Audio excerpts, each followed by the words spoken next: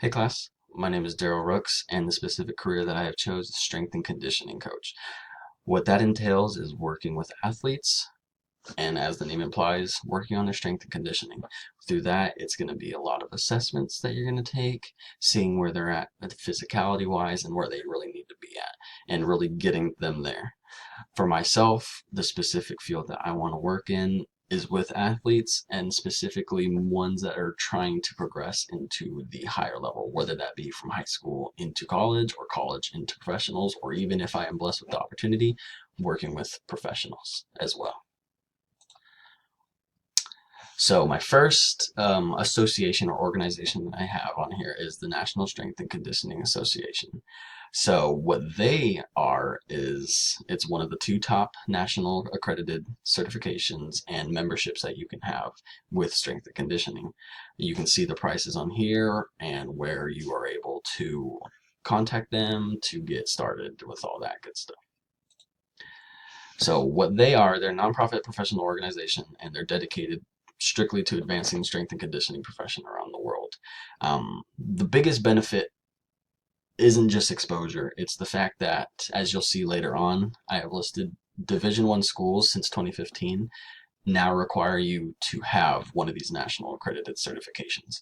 Without that, you simply aren't hired, regardless of what your experience is or if you have a master's degree or anything like that.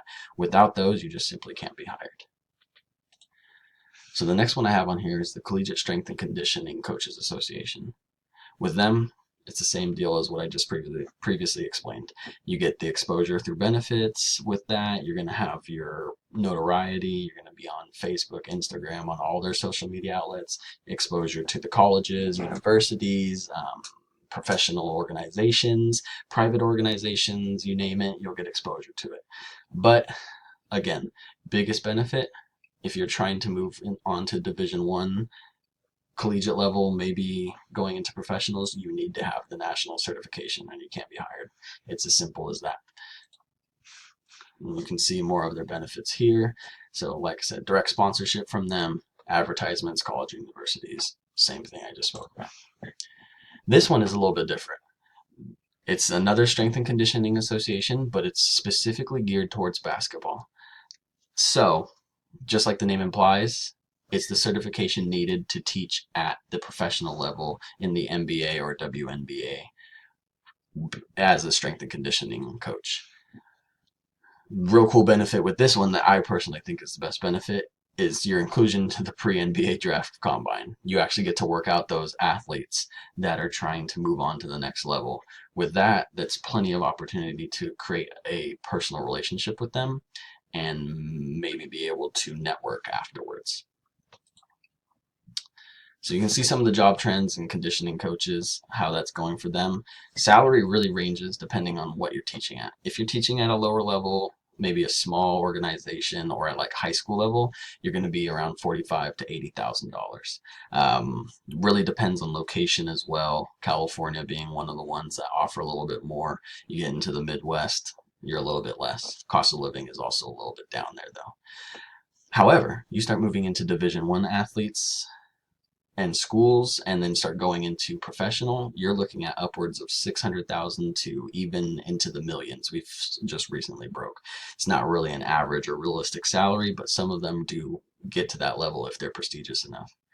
And so the more prestigious strength and conditioning coaches become for professional levels, the more it's going to trickle down and have a trickle down effect, a domino effect for that.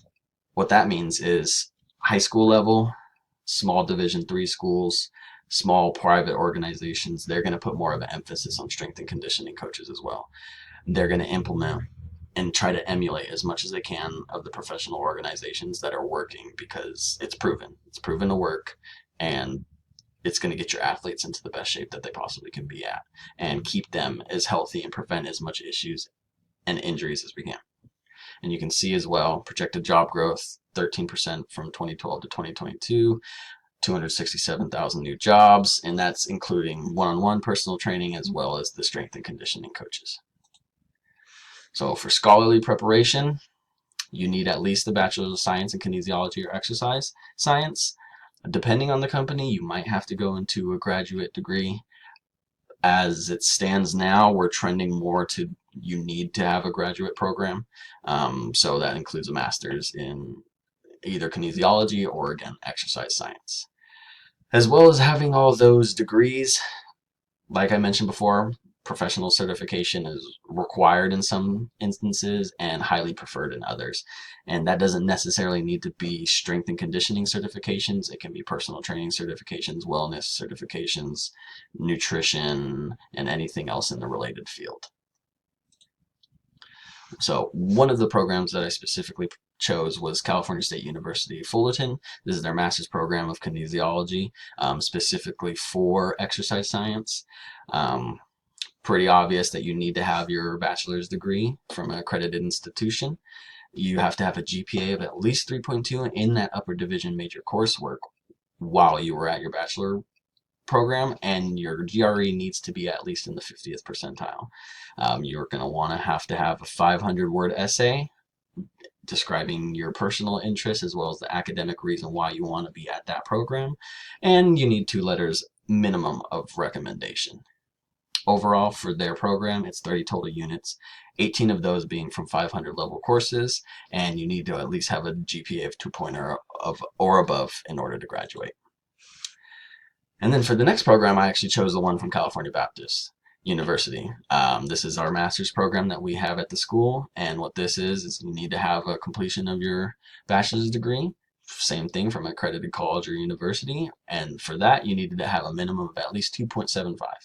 If your GPA was below 2.75, you may be considered for admission, but you need to have a GRE score of at least 300 in the verbal and quantitative sections, as you can see there. California Baptist University wants 3 recommendations from professional or academic sources, 500-word essay, prerequisites complete with C or better, and we need 15 units of core courses, followed by 18 units of concentration in the exercise science department. So, like mentioned before, some of the certifications that you can get and you need for Division I is the CSCCA. That was our second certification, and it's the same thing. It's just a national certification that deems you are worthy to coach. Very simple. Some of the other things, like I mentioned before too, you might want to have a personal training certification. Many times they will. The reason that is a lot of them start off as personal trainers, maybe through college or even after they graduate, and eventually are able to land a job as strength and conditioning. This gives you great work experience as you're going through, and it just allows you to build up the resume. So these are some of the upper division electives that I chose.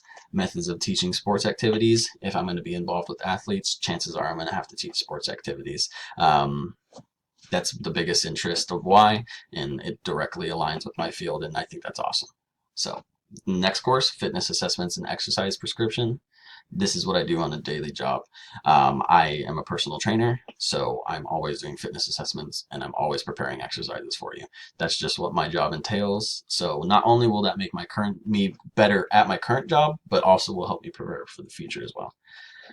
Next course, Principles of Conditioning Athletes. Pretty simple. I'm going to work with athletes. It's great to know more about specifically with athletes, how they train and how it works with them. And the last one, nutrition science. I just was really interested in nutrition. It does really work well in anything fitness related because it's a very underappreciated aspect of it. No one really takes nutrition seriously, and it's about 80% of your progress. So for my professional interview, key takeaways, just really the drive and passion and the desire to help others. You have to really enjoy the job or it's going to reflect with your clients.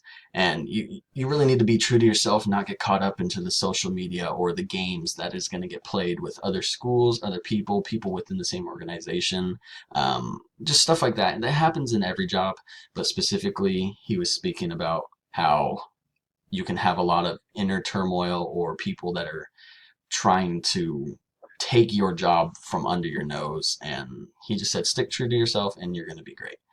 And actually the person that I did interview was Robert Alexander. He was part of he was part of the USC's men's basketball coach regime. He would help with strength and conditioning. He would help with just one-on-one. He kind of did it all. He was a jack of all trades.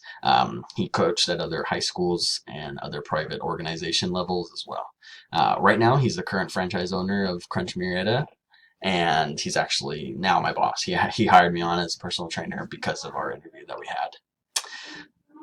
And speaking of the interview, it went so well that he hired me on 2 weeks later. He said, "Hey, if you want to come on over, we're about to open up. Hire me." And he hired. And it was that simple. And it was a really great experience when we did it. He was really impressed with everything that we had, and I was really impressed with the questions that he asked me. I've never really been asked those in all of the jobs that I had. So qualifications that I currently possess, it's a lot of the passion behind it.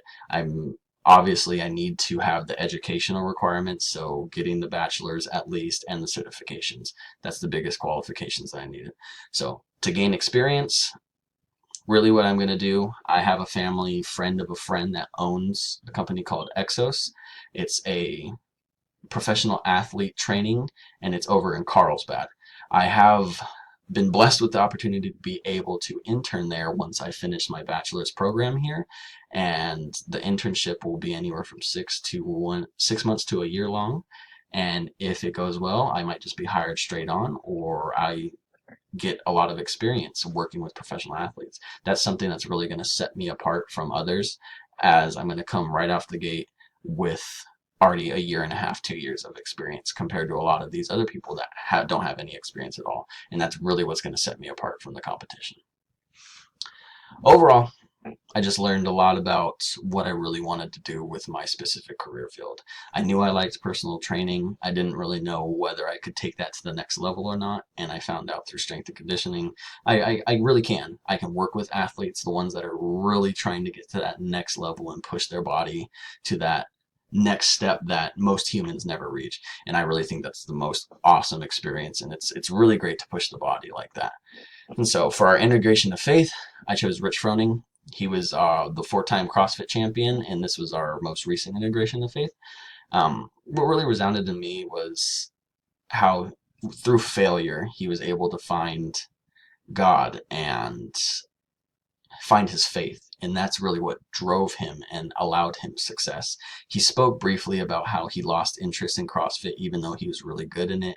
And as a bodybuilder and someone that really wants to do competitions soon, I've kind of hit that point where it's like, I don't really enjoy doing this anymore, and it feels like a chore. And I really reflected, and I had the same exact experience that he did, and it was really inspiring, and that's the reason why I chose that for my integration of faith. Okay, I appreciate everyone listening to my presentation.